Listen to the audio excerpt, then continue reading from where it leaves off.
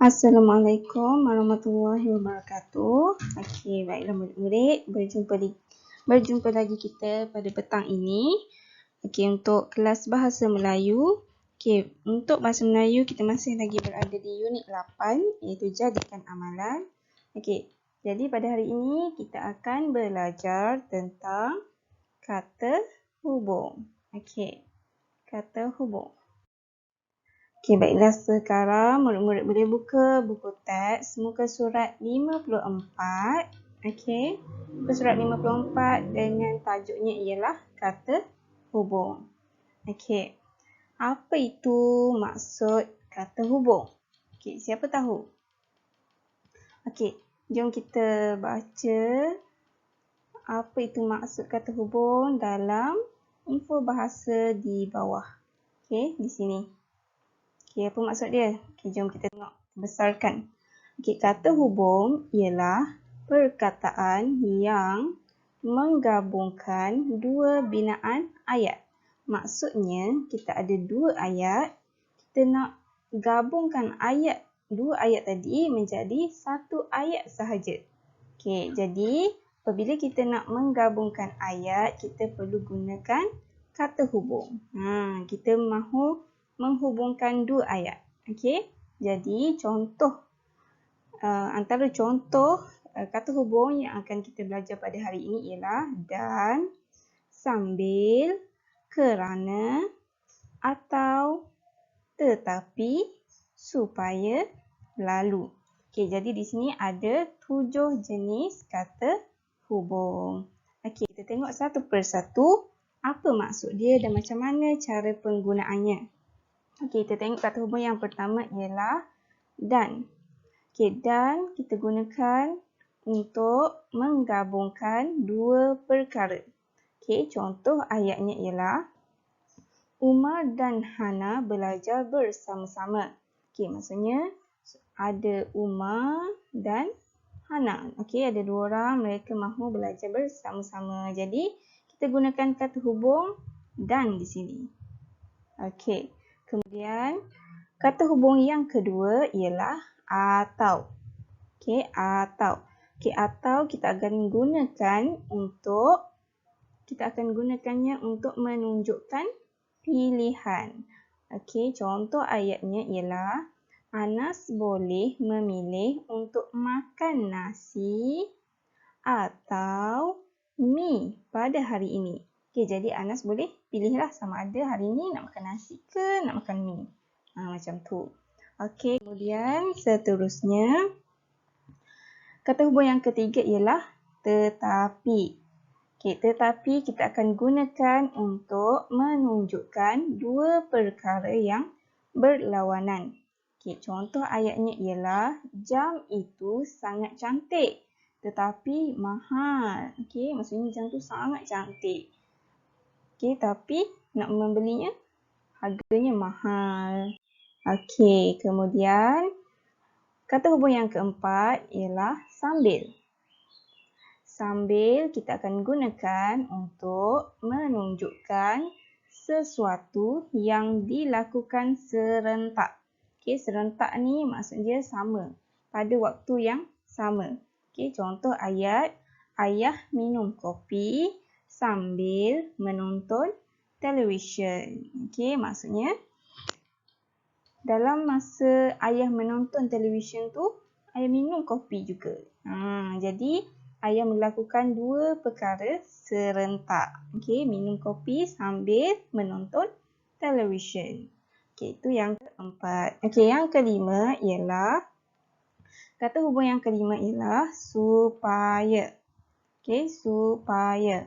Supaya ni kita akan gunakan untuk menyatakan maksud atau tujuan. Okey, contoh ayat di bawah. Alia bersenam supaya badannya cergas. Okey, jadi kita tahu Alia ni bersenam untuk tujuannya adalah untuk badannya menjadi cergas. Okey, jadi kita gunakan kata hubung supaya. Okey, seterusnya kata hubung yang keenam ialah kerana. kerana kita akan gunakan untuk menunjukkan sebab. Okey, sebab. Okey, contoh ayat. Adik menangis kerana terjatuh. Okey, sebab apa adik menangis? Sebab terjatuh. Kerana terjatuh. Okey, sebabnya. Okey, kemudian ayat kata hubung yang ketujuh ialah lalu. Okey, lalu menggabungkan dua perkara atau perbuatan yang berlaku berturut-turut. Okey, contoh ayat. Aminah menanggalkan seliparnya lalu masuk ke dalam rumah. Maksudnya, Aminah ni melakukan dua perbuatan secara berturut-turut. Okey, mula-mula dia sampai ke rumah, kemudian dia tanggalkan seliparnya dan terus masuk ke dalam rumah. Okey. Dan okey, dah habis dah untuk 7 kata hubung tadi. Kemudian kita balik semula kepada muka surat 56. Okey, dalam buku teks kita. Okey, kita akan baca. Tajuknya ialah Cantik dan Sihat. Okey, sebelum kita baca, kita tengok dulu gambar yang diberikan. Apakah situasi di dalam gambar ini? Okey, rasa-rasa mereka berada di mana ni? Siapakah mereka? Okey, ini ialah Hana dan juga ayahnya. Mereka berada di klinik pergigian Dr. Huda.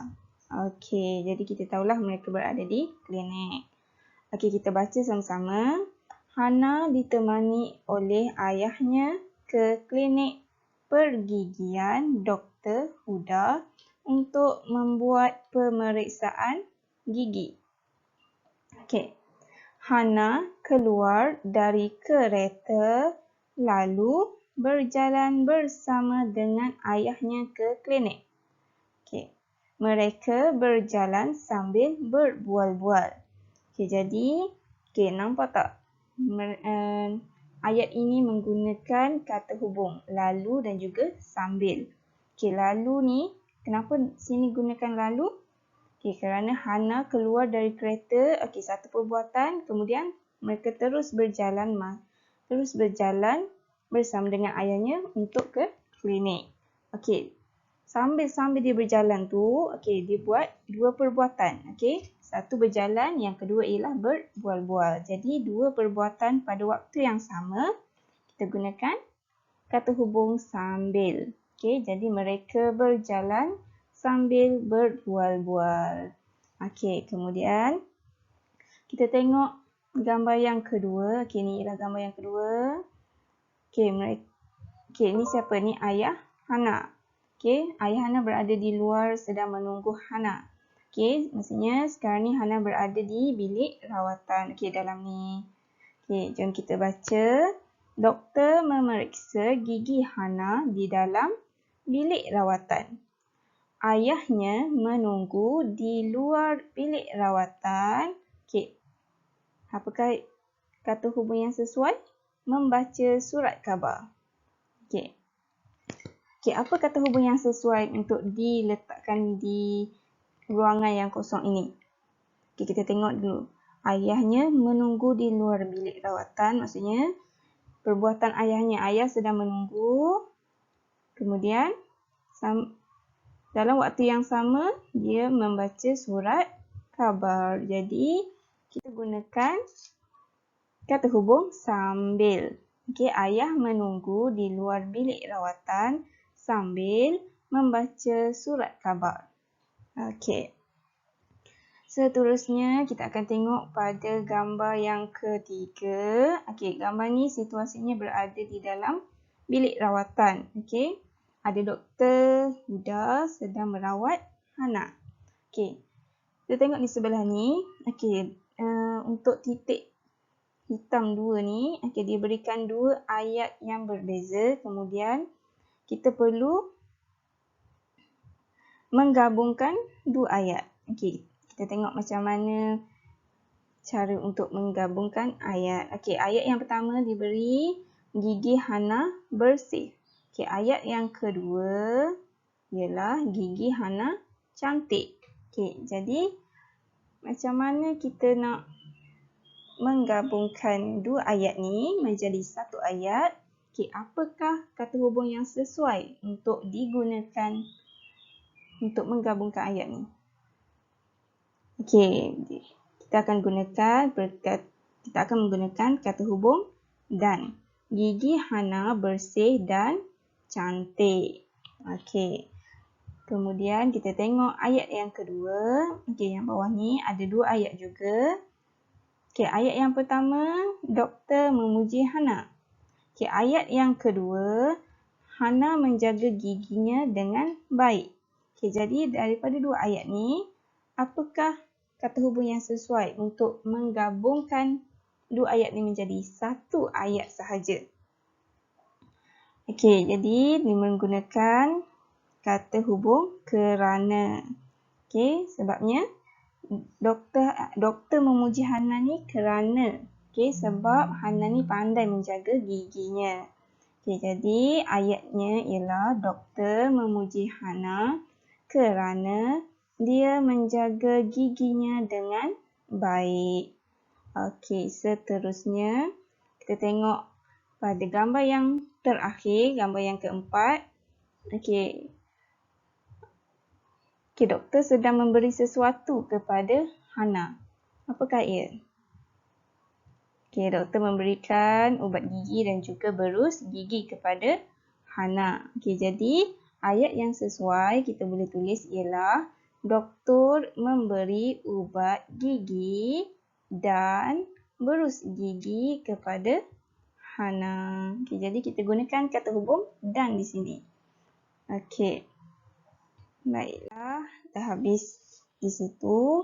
Kemudian, untuk aktiviti yang pertama, apa yang kamu perlu buat ialah tulis kata hubung, okey, 7 kata hubung yang kita dah belajar tadi dalam bentuk peta minda.